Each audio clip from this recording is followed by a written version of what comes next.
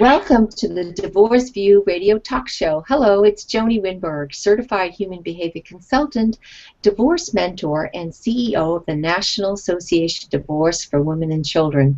Of course, I always love doing the show with my partner, Rosalind Sadaka. Hello, Roz. Hi, Joanie. It's good to see you again. I'm back from vacation. I'm very excited about our show tonight. I'm Rosalind Sadaka, divorce and parenting coach and founder of the Child-Centered Divorce Network for Parents. And our guest tonight is Adina Laver, and Adina is a divorce coach. I've known her for a while now, and I have such great respect for her because Adina is working in the mode of helping clients go through divorce with a child-centered focus, and she has great compassion. She's someone who has been divorced herself with a child and understands all the dynamics that so many of us have been going through and are going through and will be going through.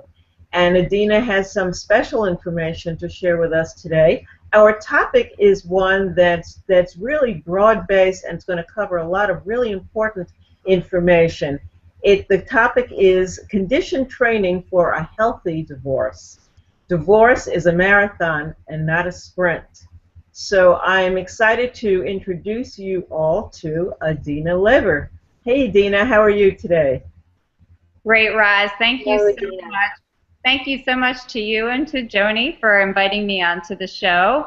And I'm really thrilled to be here. I'm thrilled with the work that you're both doing, of course, because collectively it's the work that we all do to help people transition through a really difficult time in life in a healthy way and in a way that really makes divorce an event in life and not the center of life, because there's a lot that follows, and we want people to be in a healthy position to do this well and then move on to better places. You're so right. I'd love you to expand a bit about that concept, just what you spoke about, because I think it's so important to get the right philosophy when you're going through a divorce or when you're facing it, and taking the dread and the fear and the anxiety out and replacing it with just a different state of mind. So perhaps you could talk a bit about that. I'd love to, Roz. And it's interesting. The title of this is condition training. And that really is a part of it. Is, if we were getting ready for a marathon or we were getting ready for some physical event, we would train for it because it's really taxing. It's not something we can just show up and do with ease. We couldn't just wake up one day and run 26 miles and do it well. And the fact is that divorce is absolutely one of the most challenging events that can occur in somebody's life. It taxes us physically, emotionally, spiritually, and it calls on all of the resources that we have, and we go into it not really ready.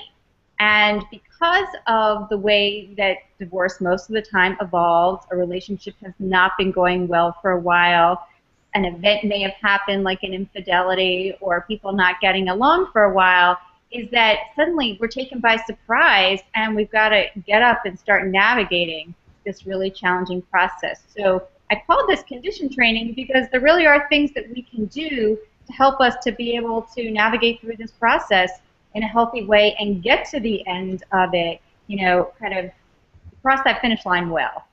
That's excellent. I love that whole process, the whole idea of that.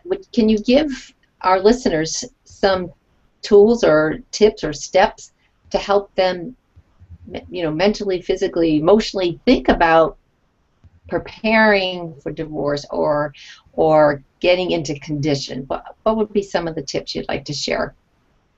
Absolutely, Joanie. And I want to share some tips, and I really want to share a little bit of background as to why these tips are so important.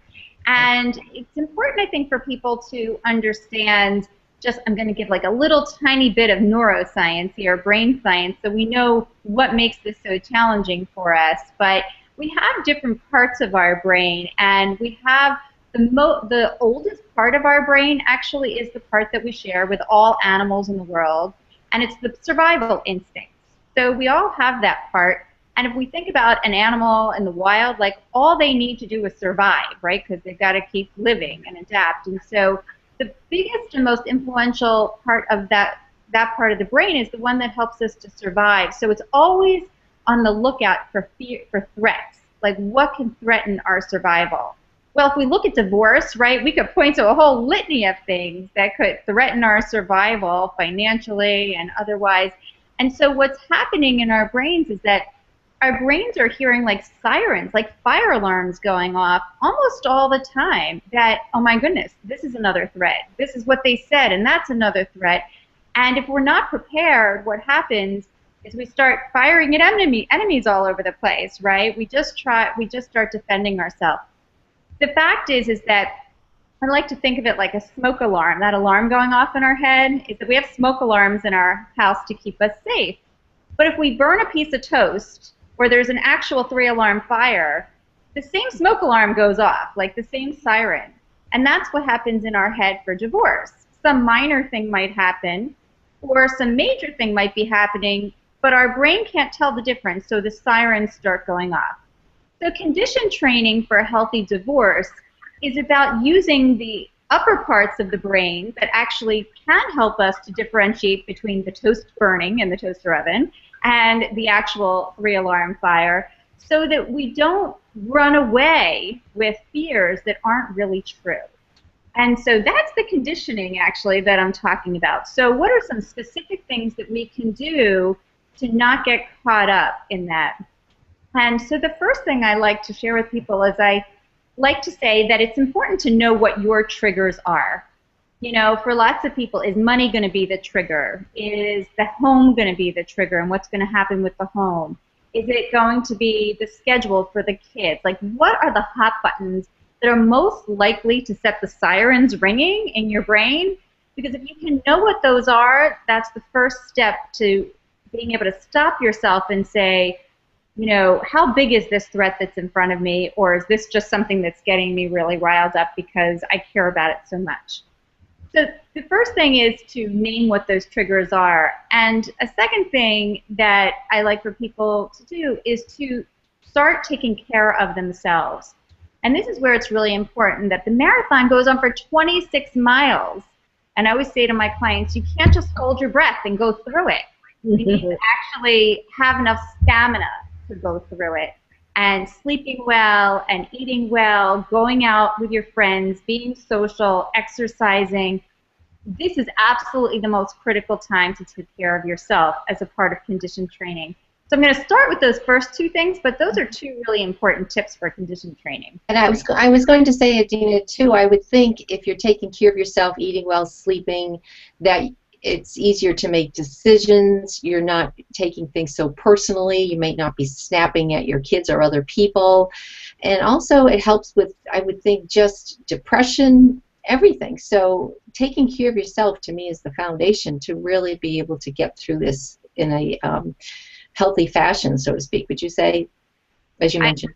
Absolutely, that taking care of yourself, that it actually, those things, sleeping and eating well, being social, exercising, and actually I'm going to say lots of deep breaths. Like, we think of deep breaths like, but it actually activates a system in the body that cools all those sirens that are going off and brings the body down to calm. So when we're feeling most anxious is the time to stop and take 5 deep breaths, because it actually will calm the system down. And you're right, doing all of those things puts us in a better position to be able to make decisions, because we make terrible decisions when we're overtired, when we're stressed, and we're anxious. Definitely.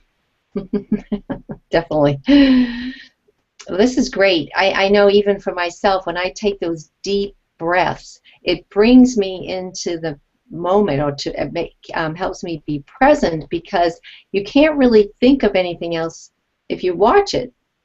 You can't really think of anything else when you're taking such a deep breath. So, and that's where you want to be. That's how you can de-stress yourself, certainly bring yourself into the moment and diffuse the whole stressful moment. So, great tips.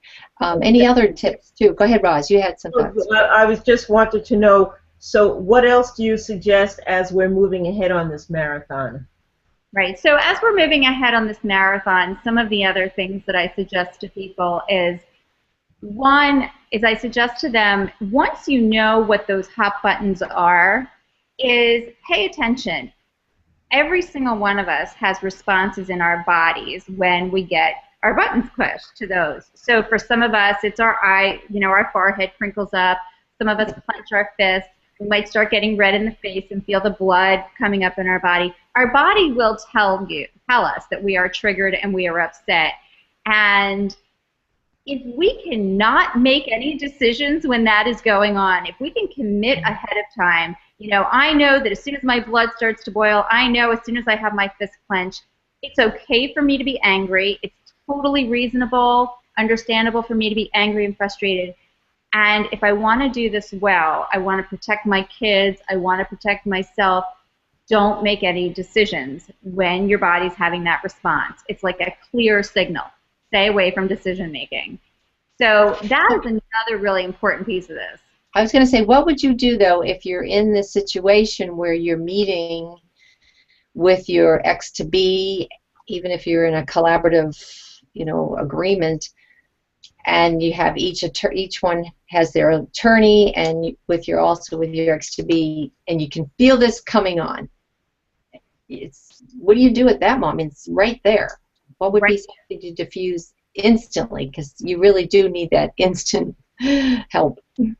So there are a couple of really great things to do instantly. So, first choice is if you can call for that timeout and 5-minute break and go outside and do your deep breathing and decompress, that's great. But if you can't and you need something right in the moment, here's a couple of things. And this is a new one that I just learned, but it's really fascinating, is actually taking your 2 fingers and touching your lips. Your lips are a really sensitive part of your body, and it actually activates those calming systems in the body. So if you're sitting there and you're getting all riled up, actually stopping, you won't even be that noticeable, right? Because you could be holding any part of your head or something in that moment. Is actually taking it and focusing on putting your fingertips to your lips is going to have a calming effect. A second thing that people can do right in the moment, we can always stop and close our eyes and take 3 deep breaths, so that's available. The other thing is that if tuning out for a minute at that point is not a bad thing, because if you're all riled up, you're probably not hearing a lot of what's going on anyway, is that I encourage people, you can do something like a body scan and literally take 2 minutes, and in your brain, eyes can be open, start thinking about your toes, and then feeling your feet, and feeling your legs, and feeling your thighs, and scan up your body. By taking your brain's attention away from what's going on and bringing it back into your body, you'll also start to lower the temperature and cool things off. And also, I like to suggest that we can do a lot of preparation work. When you're having a meeting with your soon-to-be ex, and you're dealing with legal issues and the stress of being with attorneys or mediators or in court or whatever the drama may be, there are ways of practicing and rehearsing responses, because you know this person you were married to. You know what triggers you and both of you. You know things to avoid saying and doing with them so that you can keep them from being triggered. And if you play out a scenario using preferable language and preferable suggestions, you can often diffuse or eliminate some of the tensions that might have been there, because now you're on your way out. You're tired of being in this situation that's been so stressful for you, and this is the way to get through it and practice the being more mature and responsible in how you focus on things. It's not as shocking for you if you're kind of expecting these kinds of things in advance so that you're prepped up. Does that make sense? Roz, I love that idea, Roz, and I think that makes a lot of sense. It's just like on that marathon, if you know there's a really big hill that you're going to have to get up, is that, again, you're not going to wait until that day. You're going to prepare and practice it. And I know in my practice, and I'm sure you do as well in yours, is I do a lot of role playing before those kinds of big events so that people have a chance, and I will play the spouse. And, if the spouse talks a certain way or threatens certain things or pushes certain buttons, that we'll do all that in rehearsal a few times and then prepare what the responses are. So exactly as you said, when that happens in the meeting, it doesn't throw things off course because we're prepared, we know it's coming, and we have a response ready. It doesn't disempower us or take us by surprise, and we're really ready and can keep things calmer. Because what happens lots of times, and I was just talking about this recently, is that what sounds like threats and fighting words in divorce oftentimes is almost always people defending themselves. Mm-hmm. Everyone, both parties are feeling vulnerable. There's no way you're not. I mean, everyone's taking a hit financially. People are going to be spending less time with their kids usually. I mean, there's a lot of places to be vulnerable. And when we feel vulnerable, it's really natural to put our swords up. Yeah. But what happens is that most people are putting their swords up to protect themselves, but the other person thinks that the sword is facing and pointing at them. And so, you know, when we can know that those swords are going to come up, and remember that those swords are mostly there for protection, angry words that are said or rebuttals that are thrown are typically because someone's feeling vulnerable, not because they're out to get somebody. That's a really big thing to remember. And I think the bottom line too is, I always say, take the high road. You know, not be, to me, if they pulled you in and pressed your hot button and you went after that bait and took a bite out of it, then they sucked you in. And to me, take the high road and say, you know what, I'm not going to allow that person to do that. So I'm not going to react. Let them do the reaction if they have the reaction if they want. But for you, take the high road. And I've advised many of my clients to do this. Yes.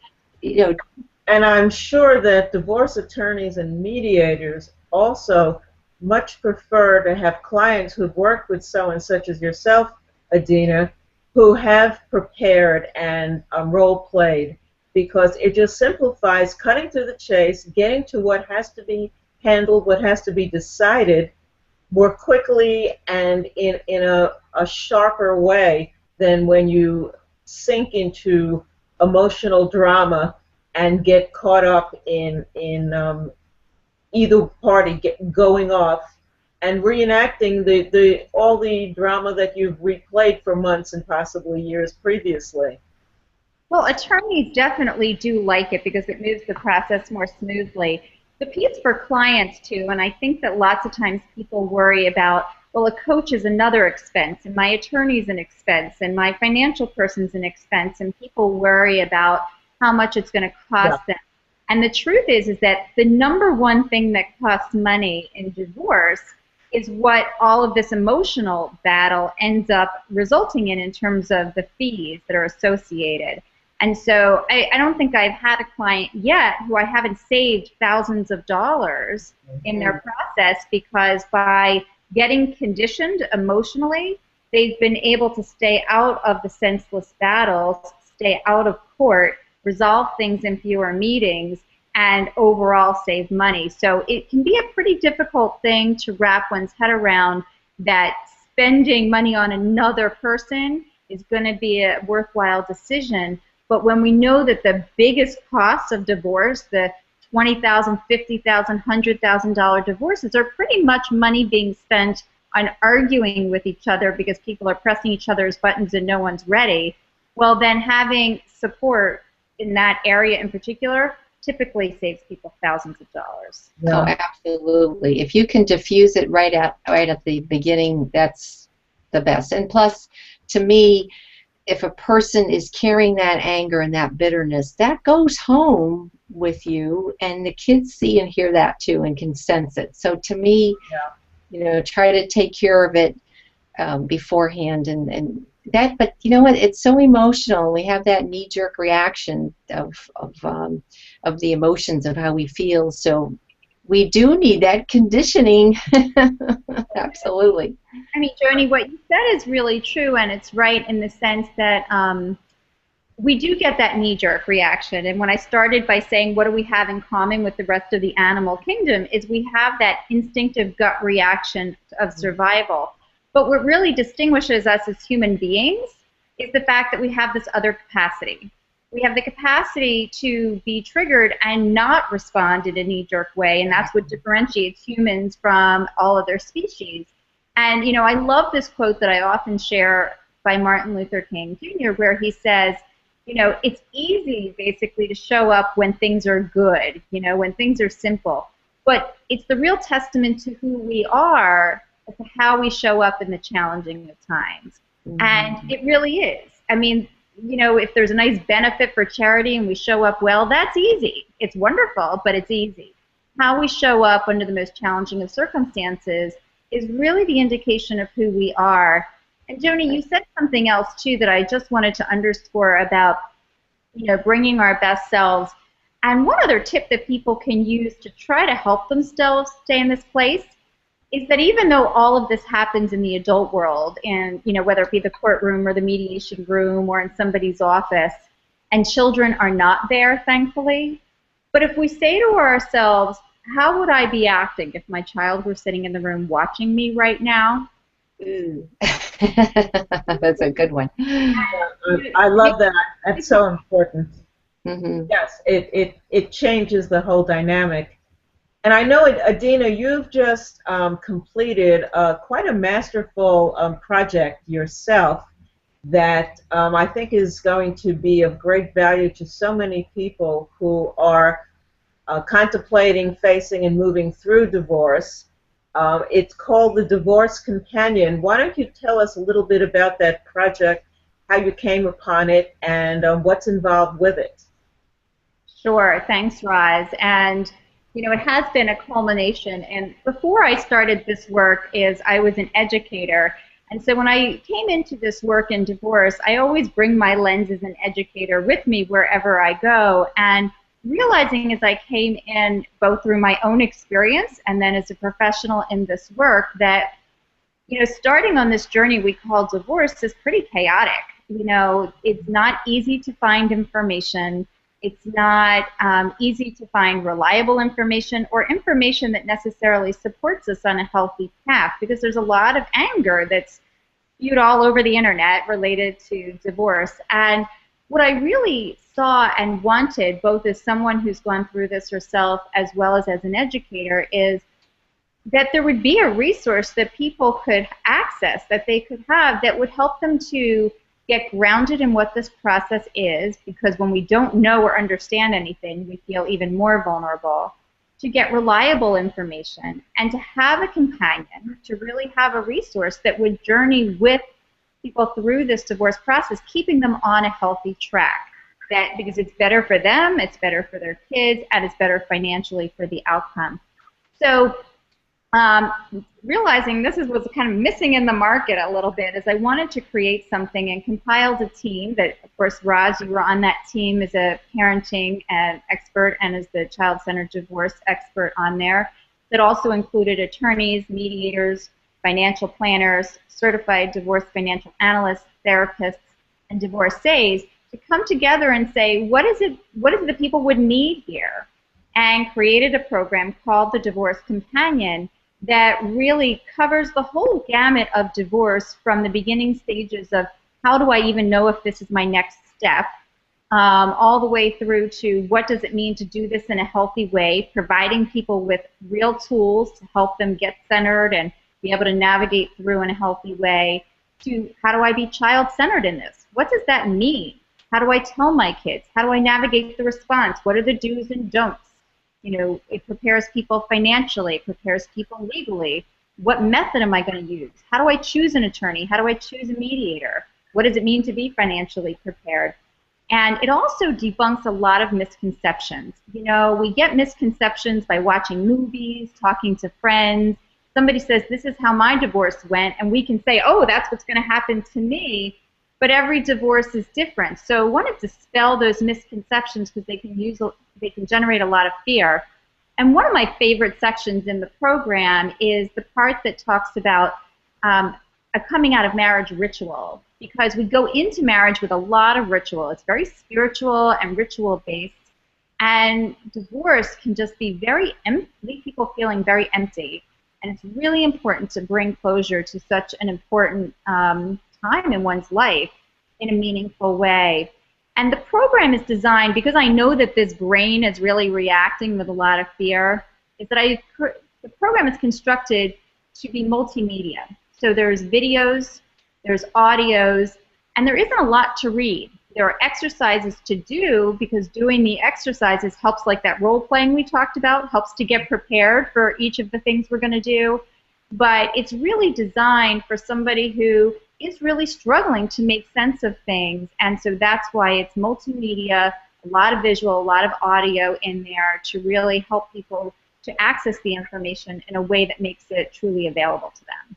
Sounds excellent, excellent. Is that through your website that's on the screen, your website? It's available through my website on my screen at divorceessentials.net. It's also available at divorcecompanion.com. And it's available in two forms. So people can get an interactive digital version that you can put on your iPad and fill in all the exercises or something like that on a computer or an iPad, and MP3 files for the audios. Or they can get it in hard copy that comes with the actual book here, the Divorce Companion, and CDs, and little coupons for the audio, for the videos where they access those. And so people have a chance to choose depending on what their style is. Excellent, excellent. So I was going to say, this has been so informative of all the, I just love the concept of getting in shape or getting conditioned to prepare yourself. To me, it's a wonderful concept, and it's really what we need to do. We really do. Any other words of wisdom or a tip you'd like to leave us with? I think one of the other things that I like to leave everyone with is that, oftentimes not to rush. When something really happens in a relationship, an infidelity, a big argument, something like that, the instinct is to go and get the process started right away and start to run into things. And that's when we're most heated and least able to make good decisions. And, the gift of time, the time in this process really is a big gift. Everything transforms each and every day, and each minute you have the opportunity to make good decisions over time. But, to slow things down a little bit and not feel like it's a big rush. And I would like to leave people with that as well. Yeah, that makes sense. I also like that the Divorce Companion has a very holistic approach, because I think every one of us is more attuned to one facet or another of the divorce process. We may be more comfortable with understanding our financial parameters or less comfortable. We may be more worried about what's going to happen with the children, and am I going to get into a huge battle over that, or that may not be as big an issue as some other factor.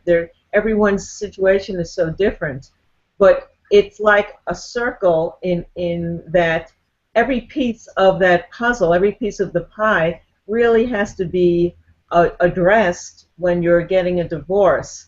And the Divorce Companion asks questions and gives you checklists and things like that, so you could make sure that you've got the whole piece of the divorce agenda handled, and don't come in unprepared and say, oh, I knew a lot about this, but I really didn't pay enough attention to these two categories, which are equally important. So I think it really is a great preparation in that regard for anyone who to personalize what they're doing and what they know about the divorce. Excellent. Well, it's been such a great show, a lot of information, a lot of helpful information. I can't thank you enough for being our guest this week. Well, thank you so much, Joanie and Roz. It's been such a pleasure to be here. I'm so thrilled that you asked. Oh, absolutely. And Roz, would you like to kind of pull it together, and then I'll tune in at the very end here? Okay. Well, I just want to thank everyone for joining us again. The Divorce View is about you and coming together before, during, and long after divorce, so that you can make the best decisions for your life and the lives of those you love and your family. And we will continue to have guests who are experts to help you do that week after week. So I hope you'll join us at 6 p.m. Eastern Time every week for the Divorce View. And tune in to our website where you can view all of our shows. as well as Roz and myself. We have great information and other tools as well to support you. So that's divorceview.com. So thanks for joining us, and we'll see you next week.